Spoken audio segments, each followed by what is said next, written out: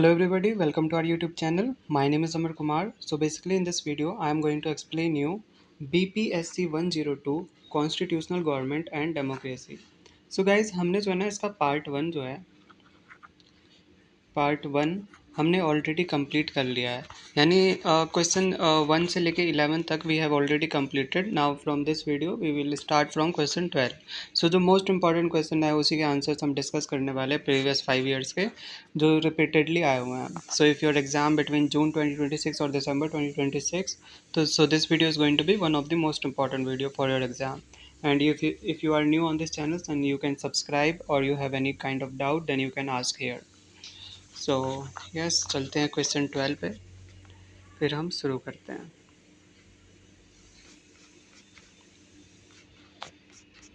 Okay, so question 11 तक हमने discuss कर लिया था. बढ़ते हैं क्वेश्चन 12 पे. सो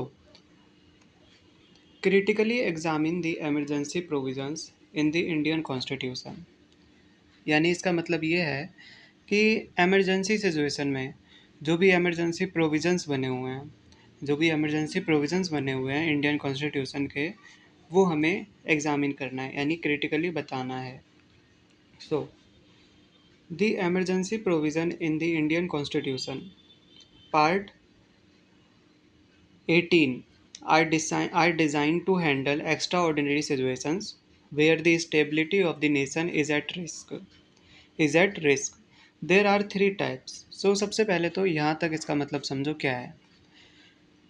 यानी कि जो अपना जो पार्ट 18 में जो है ना दिए गए जो भी इमरजेंसी प्रोविजंस तब लगाए जाते हैं जब देश पर जो है ना कोई बड़ा संकट आता है, कोई इमरजेंसी आता है देश पे. सो बेसिकली ये कितने तरीके के होते हैं? 3 तरीके के होते हैं. सो तीनों को हम 1 बाय 1 डिस्कस करते हैं. National emergency article 352. अब ये क्या है ये समझो. डिक्लेयर्ड ड्यूरिंग वार, एक्सटर्नल एग्रेशन और armed rebellion. It suspends the federal structure, making the center all powerful. इसका मतलब क्या है कि ये जो है ना ये तब लगता है जब बोले तो युद्ध, बोले तो वार जो है ना, बाहरी हमले होता है या अंदरूना हथियारबंद विद्रोह होता है, तो इसमें जो है ना सबसे पावरफुल हो जाता है. यानी जब भी कोई बाहरी युद्ध होता है, वार हो जाता है, तब ये लगता है. National emergency article 352. State emergency presidents rule article 356. अब देखो, imposed when the constitutional machinery in a state fails, the state government is dismissed and the governor administers the state on behalf of the president. अब देखो state emergency कब लगता है ये समझो. यानी कि जब भी जो है ना स्टेट में कोई भी संवैधानिक मशीनरी फेल हो, कॉन्स्टिट्यूशनल मशीनरी कोई भी फेल हो, तो ऐसे में जो है ना स्टेट सरकार हटा दी जाती है और गवर्नर को जो है ना प्रेसिडेंट के नाम पर रूल करते हैं. Now third and last, financial emergency. So guys basically जिन्होंने ये नोट्स बनाया है उनकी तरफ से एक यहाँ पे गलती है, टाइपिंग एरर. सो ये जो है ना ये वाला यहाँ से लेके यहाँ तक जो बोल्ड है उसे आप इग्नोर कर देना. ओके, सो फाइनेंशियल इमरजेंसी कब लगता है ये समझो. Declared if the financial stability और credit of India is threatened. यानी कि अगर देश की जो है ना कभी फाइनेंशियल स्टेबिलिटी खतरे में आए तब लगती है. यानी मान लो देश के पास पैसा ही नहीं बचा, तब इसका यूज़ आता है. Now critical examination. Critics argue that these provisions grant excessive power to the center, potentially leading to the misuse of power, especially Article 356, which has been historically criticized for dismissing state governments on political grounds. However, the 44th Amendment 1978 added vital safeguards, such as requiring the Cabinet's written recommendation for a national emergency and subjecting the declaration to judicial review. यानी कि इसका मतलब ये है guys कि जो है ना कुछ लोगों का मानना है कि इससे जो है ना सेंटर को जो है ना बहुत पावर मिल जाती है, यानी जो स्टेट वाले बाकी सब जो है उनको ऐसा लगता है कि स्टेट को जो है ना बहुत ज़्यादा पावर मिल जाती है, जिसका मिसयूज़ वो कर सकते हैं, यानी सेंटर जो है मिसयूज़ कर सकता है। खासकर जो आर्टिकल 356 में जिसमें जो है जिसका पहले पॉलिटिकल फ़ायदे के लिए गलत इस्तेमाल हुआ है, यानी आर्टिकल 356 का जो है ना पहले गलत इस्तेमाल हुआ है। लेकिन जब 44th अमेंडमेंट 1978 ने जो है ना कुछ स्ट्रिक्ट रूल्स लगा दिए, जैसे कि नेशनल इमरजेंसी के लिए जो है ना कैबिनेट का जो है ना रिटर्न सिफारिश ज़रूरी है, और इसका जुडिशियल रिव्यू भी जो है हो सकता है। सो इन पावर्स को जो ना आखिरी रास्ते बोले तो लास्ट रिजॉर्ट के रूप में ही यूज़ करना चाहिए। So yes, now question 13। Okay,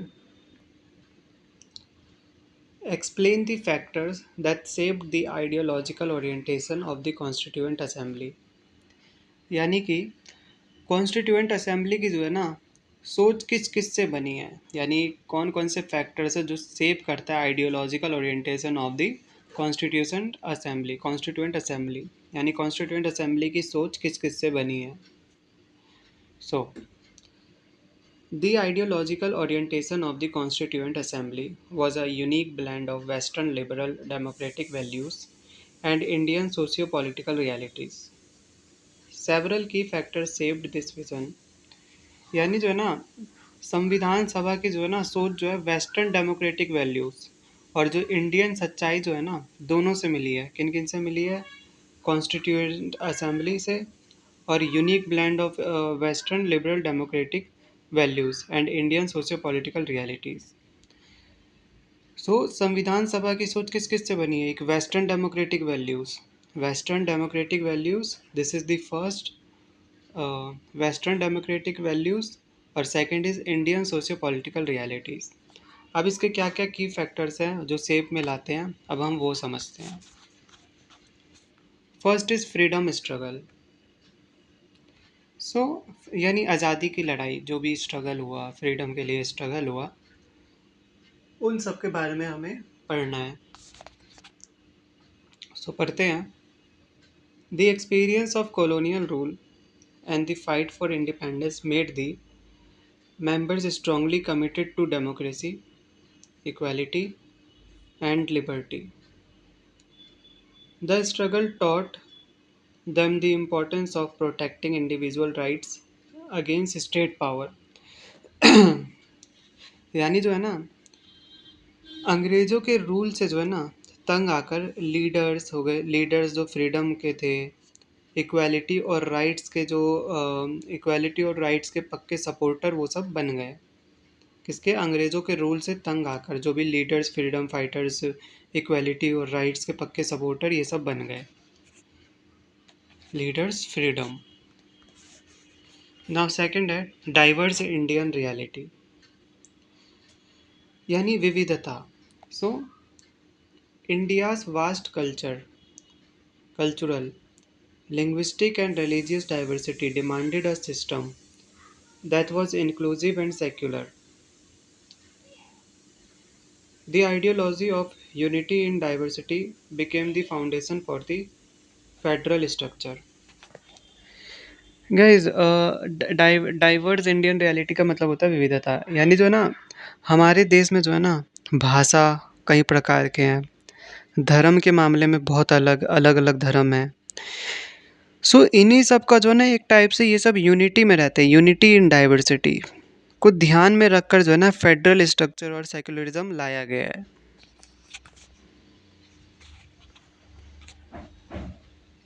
now social justice.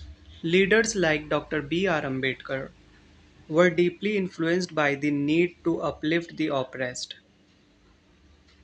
This led to the inclusion of fundamental rights and specific provisions to end discrimination and caste-based inequalities। यानी सोशल जस्टिस मतलब बोले तो सामाजिक न्याय, यानी जो लीडर्स थे जैसे डॉक्टर B.R. अम्बेडकर हो गए, इन जैसे नेता जो है ना जो दबे कुचले वर्ग को जो है ना उठाना चाहते थे। इसलिए फंडामेंटल राइट जो है ना आए और भेदभाव पर लो रोक लग गई। ठीक है। यानी जो गाइस अगर मैं आपको बताऊं ना, जो डॉक्टर भीमराव अंबेडकर थे, वो जो है ना जब उनका जो स्टार्टिंग डेज था, सो उनको अनटचेबिलिटी का टैग लगा हुआ था उसमें। यानी कि वो जो है ना अछूत जात के हुआ करते थे, यानी उनको बड़ी जात के लोग जो है ना छुआ भी नहीं करते थे। उन्हें जो है बचपन में पढ़ने नहीं दिया जाता था। स्कूल वाले अगर वो स्कूल जाते थे तो स्कूल में टीचर पढ़ाने से मना कर देते थे। बच्चे उनके साथ पढ़ना नहीं चाहते थे जो ऊंचे जात के थे। तो इन्हीं सब स्ट्रगल फेस से, इन्हीं सब संघर्ष की वजह से जो है डॉक्टर भीमराव अंबेडकर ने बहुत ज़्यादा पढ़ाई किया। उन्हें बुक से ही बहुत ज़्यादा लगाव था। इसलिए उन्होंने जो कुछ दबे कुचले वर्ग के जो लोग थे, जो उनके समुदाय के थे, उनको जो है ना उनके लिए उन्होंने लड़ा। और इसीलिए उन्होंने ही जो है कॉन्स्टिट्यूशन ये सब जो लिखा, जिसमें इन सबको जो है ना बराबर अधिकार, इक्वालिटी का अधिकार दिया। सो सोशल जस्टिस, सामाजिक न्याय दिलाया।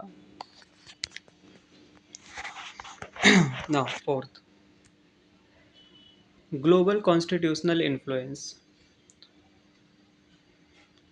The members studied various constitutions, such as those of the USA, Bill of Rights, UK, Parliamentary System, and Ireland, Directive Principles, adopting ideas that suited the Indian context. यानी जो है ना ग्लोबल इन्फ्लुएंस का मतलब क्या है, यानी आपका दुनिया में असर क्या है, दुनिया का असर क्या हो रहा है।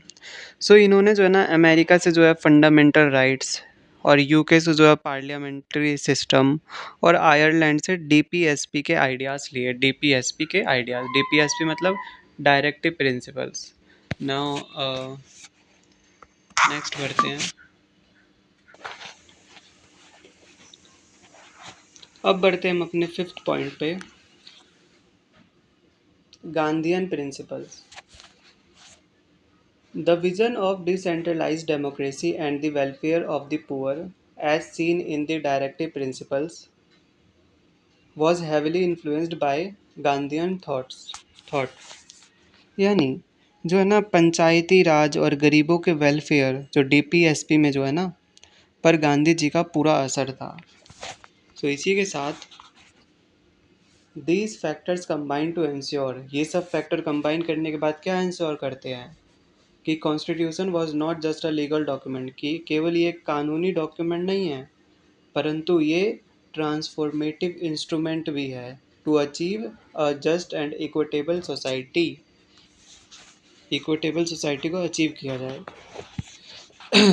Now 14 is analyse the features of the sixth schedule of the Indian constitution. यानी जो इंडियन कॉन्स्टिट्यूशन के जो है ना सिक्स शेड्यूल जो है, उसको हमें एनालाइज करना है।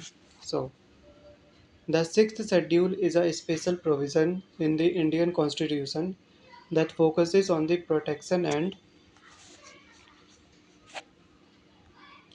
administration of tribal areas in the states of Assam, Meghalaya, Tripura and Mizoram। यानी जो सिक्स शेड्यूल में जो है ना हमारे संविधान का एक स्पेशल हिस्सा है, जो असम हो गया, मेघालय हो गया, त्रिपुरा हो गया और मिज़ोरम हो गया। इन सब के जो ट्राइबल ट्राइबल बोले तो आदिवासी एरियाज़ जो है ना, ट्राइबल बोले तो आदिवासी। सो आदिवासियों के जो एरियाज़ के लिए जो है ना बनाए गए हैं। तो सबसे पहला है अपना autonomous districts.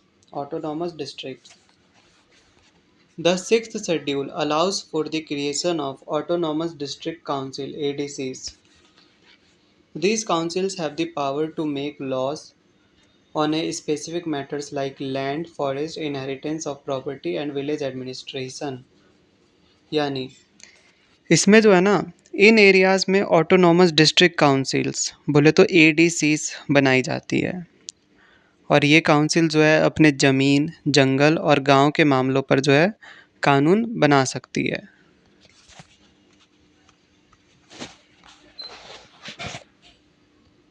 Legislative and judicial powers, the ADCs have the authority to constitute village courts to hear cases involving disputes between tribal. These they can also pass regulations for the management of land and other local resources। यानी जो है ना एडीसीज जो है ना village courts भी बना सकती है, जो ट्राइबल्स के आसपास के झगड़े ये सब सुलझाती है। Now cultural protection, a key feature is the emphasis on preserving the unique tribal culture, customs, and languages. The power given to these councils ensures that the tribes have a say in their own development without outside interference. Now, third में क्या है कि जो है ना जो cultural protection बोले तो सांस्कृतिक बचाना, संस्कृति को बचाना। सो बेसिकली इसका जो है ना मेन फोकस ये था कि इनकी जो है ना यूनिक कल्चर, इनके कस्टम्स और लैंग्वेज को जो है ना बाहरी दखल अंदाजी से बचाना होता है। Now fourth is governor's role. So the governor of the state holds the responsibility for the administration of these areas, including the power to modify or annul the laws passed by the district councils। यानी इन areas को जो है ना संभालने की जिम्मेदारी state के governor की होती है, और वो जो है ना काउंसिल्स के कानून को चेंज या कैंसिल भी कर सकता है। Now by granting limited autonomy granted करने के बाद the six schedule provides a safety net for tribal communities. यानी सिक्स शेड्यूल जो है वो सेफ्टी नेट प्रोवाइड करता है किसके लिए, ट्राइबल कम्युनिटीज़ के लिए, जो आदिवासियों का समूह होता है। ensuring they are integrated into the national mainstream while maintaining their distinctive identity and self governance। यानी जो है ना ये शेड्यूल जो है ना ट्राइबल्स को आज़ादी देकर जो है ना उनकी आइडेंटिटी बचाए रखता है, बचाता है। Now question 15, explain the working of judicial system in India. यानी जुडिशियल सिस्टम का काम क्या है इंडिया में, वो हमें समझाना है। सो बेसिकली जो है ना जुडिशियल सिस्टम, पहले तो हम रीड कर लेते हैं। The Indian judicial system is integrated and independent, functioning in a hierarchy to ensure justice for all. At the top of the Supreme Court of India, followed by the high courts in states and subordinate courts at the district level। यानी जो है ना India का judicial system जो है ना integrated बोले तो एकजुट होकर और इंडिपेंडेंट है, जिसका एक प्रॉपर जो है ना हियरार्की बोले तो क्रम है। सो इनके कोर्ट्स को जो है ना हम डिस्कस करेंगे। तो सबसे पहला आएगा अपना supreme court, then high court, then subordinate court, I think एक subordinate courts, yes subordinate courts, then हम करेंगे जुडिशियल इंडिपेंडेंस के बारे में, देन जुडिशियल रिव्यू। सो चलिए वन बाय वन करते हैं।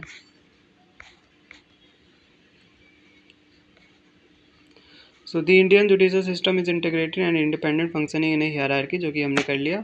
सबसे पहले आता है supreme court of India, followed by high court, then subordinate court at the district level. So सबसे पहले बढ़ते हैं सुप्रीम कोर्ट पे।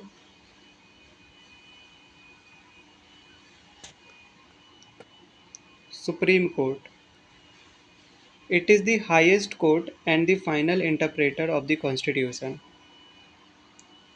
It has original appellate and advisory jurisdictions। Its decisions are binding on all other courts in the country। यानी ये जो है ना देश की सबसे बड़ी अदालत है। यानी पूरे जो इंडिया है, तो पूरे इंडिया का सबसे बड़ा कोर्ट कौन सा है, that is supreme court, none other than that is only supreme court. और संविधान की जो है ना फाइनल इंटरप्रेटर, यानी आप मान लो इंडिया का किसी भी कोर्ट में चले जाओ, if you are not satisfied from there, so at the end you can go to the supreme court and the supreme court judgment will be the final judgment for your problem। यानी ये संविधान का final interpreter है। सो इसके orders जो है ना सभी कोर्ट्स को मानने पड़ते हैं। It can be a high court और subordinate court at district level, every court have to इन्हें मानना ही पड़ेगा, have to accept their decisions. So its decisions are binding on all other courts in the country। Now Um High courts. Every state has a high court or one for multiple states. They deal with civil and criminal cases and have the power to issue writs for the enforcement of fundamental rights. अब बात करते हैं हम high courts के बारे में। Supreme court के बाद आता है हाई कोर्ट। यानी जो है ना, हर स्टेट में, चाहे वो यूपी हो, बिहार हो, कोई सा भी स्टेट हो, हर स्टेट का जो है ना अपना एक हाई कोर्ट होता है, जो कि सिविल और क्रिमिनल केसेस को जो है ना देखते हैं। यानी जो भी सिविल केसेस है और जो भी क्रिमिनल केसेस है वो सब देखते हैं। और इनके जो है ना, जो भी फंडामेंटल राइट्स जो है उनको लागू करवाने के लिए जो है ना, इनके रिट्स भी जारी कर सकता है high court.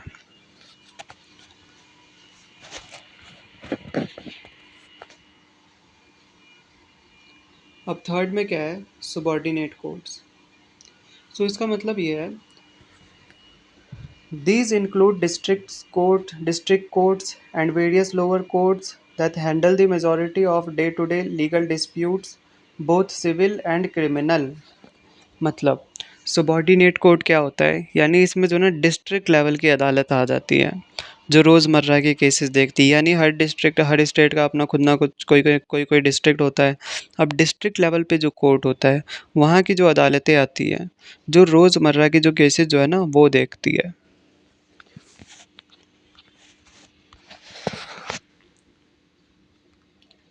Judicial independence. The Constitution ensures that judges can work without fear or favor through provisions like security of tenure and fixed service conditions। यानी कि जुडिशियल इंडिपेंडेंस में क्या होता है, जजेस जो है ना बिना डर के काम कर सके, इसलिए जो है ना उनकी नौकरी और सर्विस कंडीशन सिक्योर की गई है। यानी गाइस, अगर मैं आपको बताऊं ना, जो कोर्ट जो है ना किसी भी पार्टी के अंदर नहीं आता है। It not come under the BJP और कांग्रेस और आम आदमी party, any party.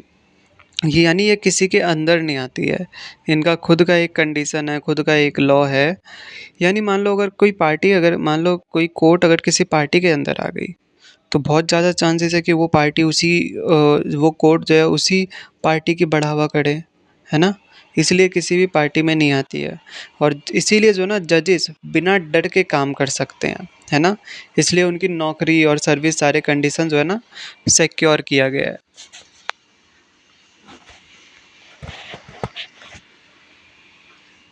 Now fifth is judicial review.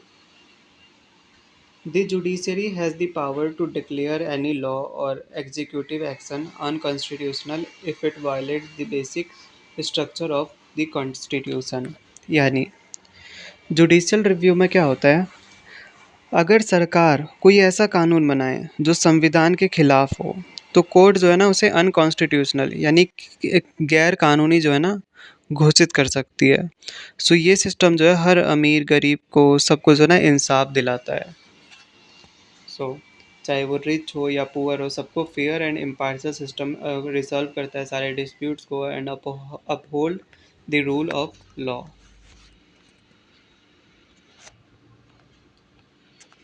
Now अब बढ़ते हैं क्वेश्चन 16 में। सो critically examine the center state relations in administrative and financial matters। Now, the Indian constitution establishes a federal system but with a strong bias towards the center। Center state relations are complex and often a point of debate। यानी कि सबसे पहले तो question का मतलब ये है कि सेंटर और स्टेट के बीच जो है ना, जो भी एडमिनिस्ट्रेटिव और फाइनेंशियल रिलेशंस है वो हमें एक्सप्लेन करना है। सो अगर मैं बताऊं, वैसे तो हम जो है ना फेडरल है, पर हमारे जो है ना यहाँ सेंटर का जो है ना पलड़ा हमेशा भारी रहता है। दैट मीन्स सेंटर से हमेशा जो है ना बड़ा, सॉरी, स्टेट से हमेशा बड़ा सेंटर ही होता है। Okay, now let's going to discuss the first point, that is administrative relations. So here is written as the constitution provides that the executive power of the state must be exercised to ensure compliance with the law made by Parliament. The center can issue directions to states on matters like maintaining national unity and protecting railways or national highways. The president can also dismiss a state government under Article 356 if they believe the constitutional machinery has failed, which has often been criticized as a tool of political control. यानी administrative relationship में जो है ना, ये बताया गया कि जो भी अपना कॉन्स्टिट्यूशन है, यानी अपना जो संविधान जो है, वो ये कहता है कि स्टेट को जो है ना, पार्लियामेंट के बनाए कानून मानने ही पड़ेंगे। सेंटर हो गए और स्टेट को जो है ना, रेलवेज या हाईवेज बचाने के लिए डायरेक्शंस दे सकता है। सेंटर जो है स्टेट को रेलवे और हाईवेज बचाने के लिए डायरेक्शन दे सकता है। अगर स्टेट सरकार कानून को माने तो अगर स्टेट सरकार जो है कानून ना माने, यानी स्टेट वाले जो है कानून को ना माने, तो प्रेसिडेंट जो है ना आर्टिकल 356 के तहत जो प्रेसिडेंट्स रूल है वो लगाकर जो है ना सरकार हटा सकती है, जिसे जो है ना कई बार पॉलिटिकल टूल जो है माना गया है। नाउ अब हम बात करते हैं, जो क्वेश्चन ने पूछा था कि फाइनेंशियल रिलेशंस भी डिस्कस करना है। सो फाइनेंशियल रिलेशंस में क्या है? The centre enjoys superior financial powers. Taxes like customs and corporation tax are levied by the center, while the Finance Commission recommends the distribution of tax revenue between the center and states. States often complain that they have limited revenue raising powers but massive expenditure responsibilities like health and education. यानी कि financial relations में क्या होता है, जो पैसों के मामले में जो है ना, पैसों के मामले में भी जो है सेंटर स्ट्रॉन्ग है। कस्टम्स और कॉरपोरेशन टैक्स जैसे बड़े टैक्स जो है ना सेंटर लेता है, और फाइनेंस कमीशन टैक्स के पैसे सेंटर और स्टेट्स के बीच जो है बांटता है। पर स्टेट जो है ना हमेशा रोते हैं कि उनके पास जो है ना पैसे कमाने का सोर्स कम है, जबकि खर्चा जैसे हो गया हेल्थ में, हो गया एजुकेशन में, हो गया इसमें बहुत ज़्यादा है। सो बेसिकली अगर एक अच्छा रिलेशंस के लिए जो है ना ज़रूरी है कि सेंटर और स्टेट को जो है ना अच्छे से फंड्स दे, सेंटर जो है स्टेट्स को अच्छे से फंड्स दे और स्टेट्स को अपने लोकल मामले में पूरी आज़ादी मिले। ना क्वेश्चन 17 में पूछ रहा है, explain the philosophical foundations of the constitution of India. यानी जो कॉन्स्टिट्यूशन ऑफ इंडिया है, जो कॉन्स्टिट्यूशन की जो भी फिलोसफिकल फाउंडेशन बोले तो दार्शनिक नींव है, यानी उसका जो भी नींव है बोले तो रूट्स है, राइट। सो वो हमें एक्सप्लेन करना है। Now the Indian constitution is not just a collection of loss, it is based on a deep philosophical foundation rooted in the dreams of our freedom fighters. At its heart lies the preamble, which reflects the nation's resolve to constitute India into a sovereign, socialist, secular and democratic republic। यानी कि इसमें जो है क्या है, हमारा जो है ना बेसिकली अगर मैं बात करूँ, जो संविधान जो है आज़ादी के परवानों की उम्मीदों पर खड़ा है। सो इसकी जो है ना आत्मा बोले तो प्रियम्बल में ही बसती है, जो हमें जो है ना एक सॉवरेन, एक सोशलिस्ट और एक सेक्युलर और एक डेमोक्रेटिक रिपब्लिक बनाता है। Now justice, liberty and equality. So the philosophy of the constitution is to ensure social, economic and political justice. It guarantees individual liberty of thoughts and expression and promotes equality of status and opportunity for all, ending the practice of untouchability and discrimination। यानी justice, liberty और equality basically इसका इसका जो है ना M जो है ना सामाजिक रूप से, आर्थिक रूप से और राजनीतिक रूप से जो है ना न्याय देना है। यानी सबको जो है ना आज़ादी और बराबर मौके दिए गए हैं, और जो है अनटचेबिलिटी को जो है ना इसमें ख़त्म किया जाता है। बोले तो जो छुआ-छूत रहता है ना कि लोग मानते थे कि इसको छूने से आप अपवित्र हो जाओगे, राइट, अशुद्ध हो जाओगे, तो इसी वजह से जो है ना इन सब चीज़ों को भी ये ख़त्म किया गया है।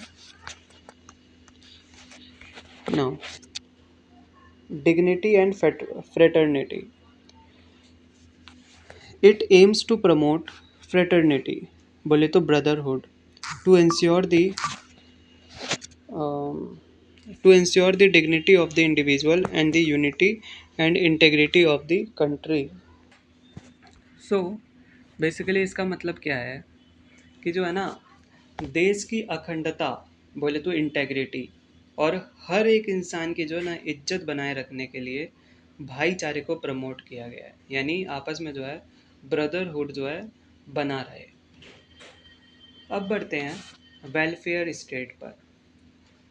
Through the directive principles of state policy, the Constitution mandates that the state should work for the welfare of its people. इसका मतलब क्या है? डीपीएसपी का सबसे पहले फुल फॉर्म समझो, directive principles of state policy. So as per the DSP, यानी DSP DPSP के तहत सरकार जो है ना गरीबी दूर करने और सबको जो है ना रिसोर्सेज, बोले तो संसाधन बांटने का काम करती है।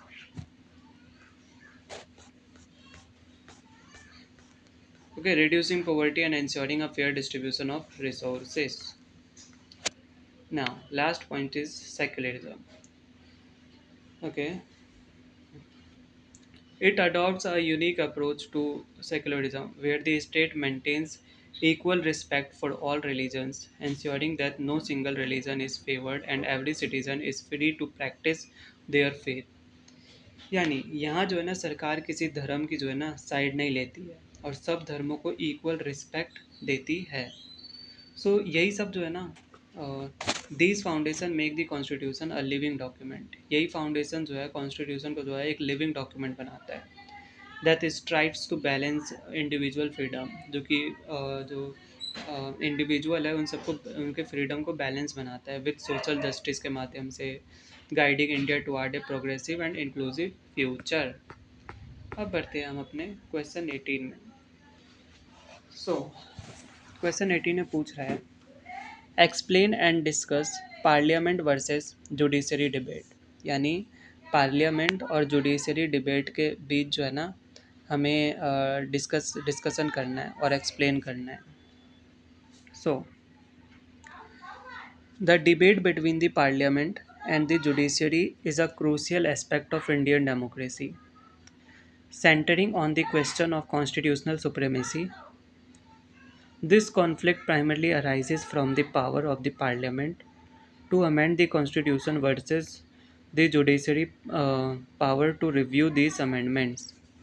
यानी हमें जो है ना पार्लियामेंट और जुडिशरी डिबेट के बीच जो है ना हमें अंतर बताना है। डिबेट का मतलब क्या होता है गाइस? आपको डिबेट का मतलब पता है क्या होता है? डिबेट मतलब होता है बहस, यानी जो पार्लियामेंट डिबेट होता है और जो जुडिशरी डिबेट होता है, इन दोनों के बीच में हमें अंतर, बोले तो डिफरेंस बताना है। सो पार्लियामेंट और जुडिशरी के बीच की जो है ना ये बहस जो है ना इंडियन डेमोक्रेसी का एक बहुत बड़ा हिस्सा है। असल में जो है झगड़ा इस बात का है कि किसके पास ज़्यादा पावर है, पार्लियामेंट के पास ज़्यादा पावर है या फिर जुडिशरी के पास ज़्यादा पावर है, राइट। सो पार्लियामेंट बोले तो जो कॉन्स्टिट्यूशंस को जो है ना जो कॉन्स्टिट्यूशंस को अमेंड या बदल सकती है, और जुडिशरी जो इन अमेंडमेंट्स का जो है ना रिव्यू करती है। सो सबसे पहला हम पढ़ते हैं द कोर कॉन्फ्लिक्ट, यानी सबसे पहला कॉन्फ्लिक्ट क्या था। So the parliament argues that it has the power to amend any part of the constitution, article 368, to meet the changing needs of society. The judiciary, however, argues that it has the duty to protect the constitution from arbitrary changes. यानी यानी कि इसका मतलब ये है कि जो the core conflict मतलब बोले तो असली मुद्दा क्या है। असली मुद्दा यही है कि पार्लियामेंट कहती है कि जो है ना आर्टिकल 368 के तहत वो संविधान के किसी भी हिस्से को आम जनता की ज़रूरत के हिसाब से जो है ना बदल सकता है। यानी in the constitution of the any part they can change for the people of India, जो आम जनता की ज़रूरत के लिए, राइट। पर okay, the judiciary however argues that it has the duty to protect the constitution from arbitrary changes। पर जो है ना जुडिशरी कहती है कि उसका जो है ना काम संविधान को गलत गलत बदलावों से बचाना है। मतलब यानी अगर जुडिशरी सॉरी पार्लियामेंट अगर कोई गलत डिसीजन लेता है इससे, तो जुडिशरी उसे रिव्यू करती है और उन्हें जो है ना जो भी गलत बदलाव हो रहे हैं उनसे बचाना होता है। हम केस स्टडी पढ़ते हैं, not in very detail but in a simplest form. So Kesavananda Bharati case 1973। This is the most famous milestone in this debate. The Supreme Court established the basic structure doctrine. It held that while Parliament can amend any part, it cannot alter the basic structure of the Constitution, such as democracy, secularism, and judicial review. यानी कि जो केशवनंद Bharti case हुआ था जो 1973 में, बोले तो 1973 में, ये इस झगड़े का जो है ना सबसे बड़ा माइलस्टोन था। यानी सुप्रीम कोर्ट ने जो है ना बेसिक स्ट्रक्चर डॉक्ट्रिन यानी जो मूल ढांचे का जो है ना सिद्धांत दिया। इसका मतलब था कि जो पार्लियामेंट जो है ना संविधान बदल तो सकता है, पर उसकी जो बेसिक स्ट्रक्चर है जैसे डेमोक्रेसी सेकुलरिज्म हो गया, इन सब से जो है ना छेड़छाड़ नहीं कर सकता, राइट। जो ये टग ऑफ वार बोले तो जो भी खींचा खींची है ना, खींचातानी असल में अच्छा है, क्योंकि इससे जो है ना एक चेक एंड बैलेंस बना रहता है और कोई अपनी जो है ना हद पार नहीं कर सकता है।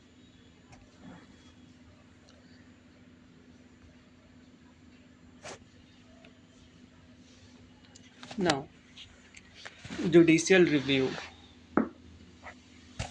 The judiciary claims that if an amendment violates the fundamental spirit of the constitution, यानी अगर जुडिशरी क्लेम करता है कि अमेंडमेंट जो है वायलेट कर रहा है तो जो फंडामेंटल स्पिरिट है कॉन्स्टिट्यूशन का, ये जो है ना स्ट्राइक इट डाउन भी हो सकता है। The parliament often views this an overreach, this as an overreach के रूप में देखते हैं ऑफ जुडिशियल पावर। यही जो खींचातानी है इन सब से जो है ना रोका जा सकता है, जिससे इससे पता है क्या होगा, जो भी जो भी ये सब चीज़ जो है ना बैलेंस करके रखेगा सब कुछ चीज़ों को, और कोई भी अपना हद पार नहीं करेगा। द टग ऑफ वार मतलब क्या होता है, खींचातानी actually a healthy check and balance mechanism. Now अब बढ़ते हैं हम अपने शॉर्ट नोट्स पे, जो कि है क्वेश्चन 19। क्वेश्चन 19 में हमें समझाना है डायरेक्टिव प्रिंसिपल्स। क्वेश्चन 19 में हमें समझाना है directive principles of state policy DPSP। The directive principles of state policy, Article 360, 36 to 51, are listed in Part 4 of the Constitution. These party principles are justiciable, meaning they cannot be enforced by courts. However, they are fundamental in the governance of the country.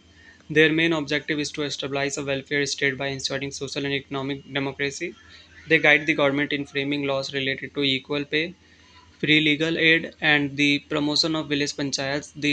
These principles act as a moral obligation for the state to improve the welfare of people, ensuring that India moves toward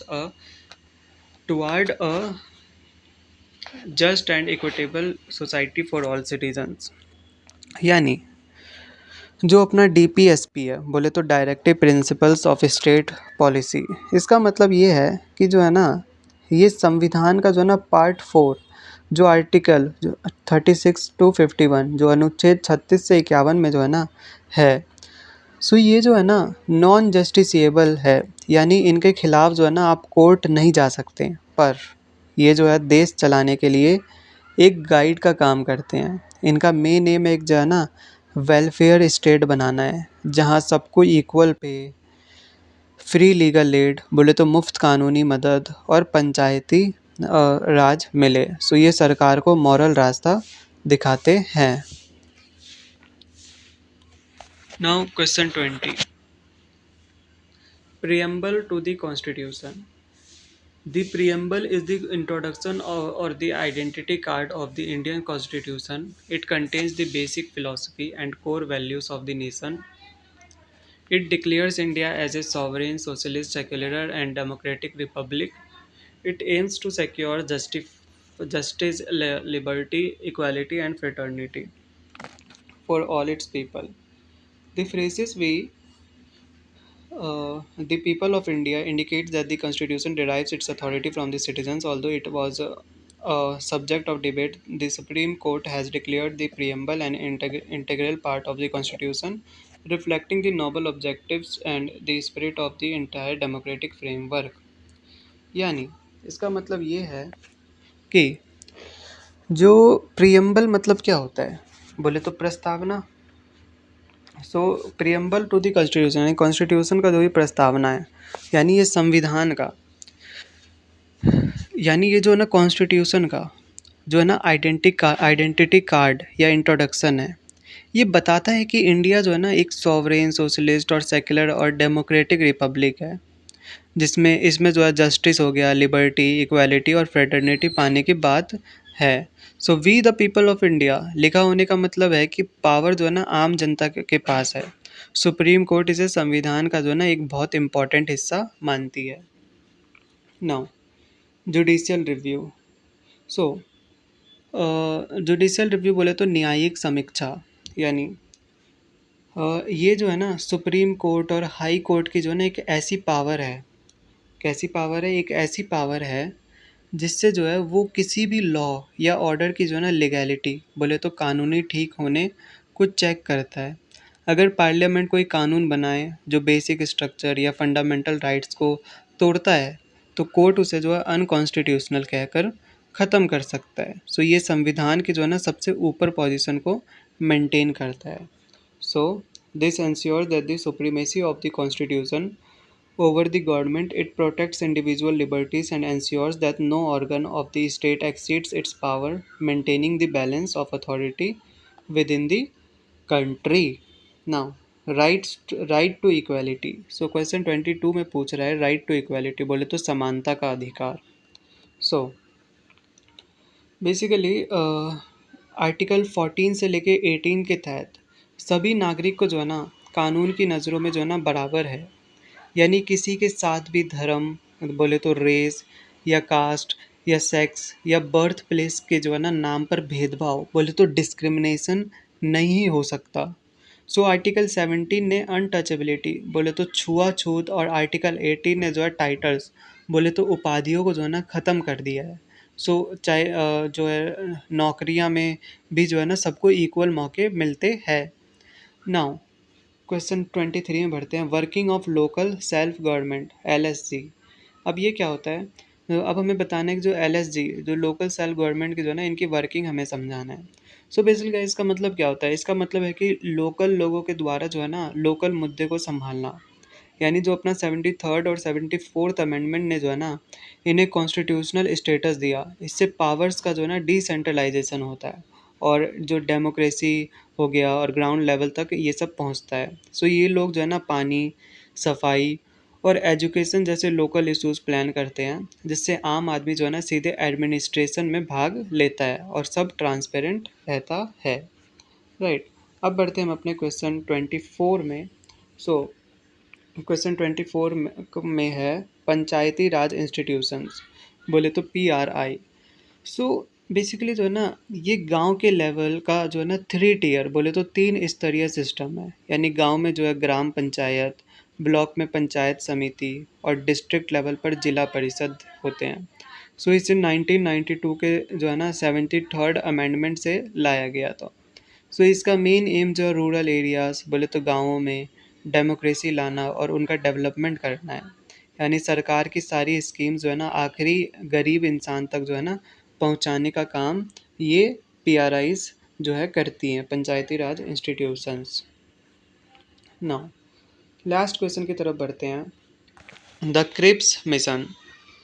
so the Cripps mission was sent by the British government to India in 1942 under the leadership of Sir Stafford Cripps. The main objective was to secure the cooperation of the Indian National Congress in World War II. In return, the British offered a proposal for a new constitution and dominion status for India after the war. However, the mission failed because the Congress rejected the offer, calling it as post-dated check on a crashing bank. Due to the lack of a clear plan for immediate independence, the failure of this mission eventually led to the launch of the massive quit India movement. यानी इसका मतलब ये है कि सबसे पहले तो question में यही है कि द क्रिप्स मिशन, हमें इसके बारे में समझाना है। सो ये मिशन में बेसिकली क्या होता है, ये मिशन जो है ना 1942 में 1942 में जो है ना सर स्टैफोर्ड क्रिप्स की लीडरशिप में ब्रिटिश सरकार ने जो है इंडिया भेजा था। सो इसका मेन मकसद क्या था, जो इंडियन नेशनल कांग्रेस को जो है ना वर्ल्ड वार टू में ब्रिटिशर्स की मदद के लिए जो है ना राजी करना था। बदले में उन्होंने वार के बाद जो है ना डोमिनियन स्टेटस और नए संविधान का जो है ना लालच दिया, लेकिन कांग्रेस ने इसे रिजेक्ट कर दिया और इसे post dated cheque on A crashing bank, यानी एक डूबते हुए बैंक का जो है ना एडवांस चेक बुलाया, क्योंकि इसमें जो है आज़ादी कब मिलेगी ये क्लियर नहीं था। सो इस मिशन के फेल होने के बाद जो है ना गांधी जी ने क्विट इंडिया मूवमेंट, बोले तो भारत छोड़ो आंदोलन शुरू किया था। सो आई होप गाइस आपको यहाँ तक समझ में आ गया होगा। सो दिस इस ये जो है हमने पार्ट वन, ये वाला सब्जेक्ट कोड हमने पार्ट वन और पार्ट टू में पूरा कंप्लीट किया। सो पार्ट वन और पार्ट टू आप दोनों देख सकते हो। सो यस गाइस, इसी के साथ अपना पूरा ये होता है कंप्लीट। आपने पार्ट टू भी कंप्लीट कर लिया हो अगर आप यहाँ तक पहुँच गए हो। So that is very good. So all the best for exam. मिलते हैं किसी नई वीडियो में, तब तक के लिए बाय बाय, टेक केयर।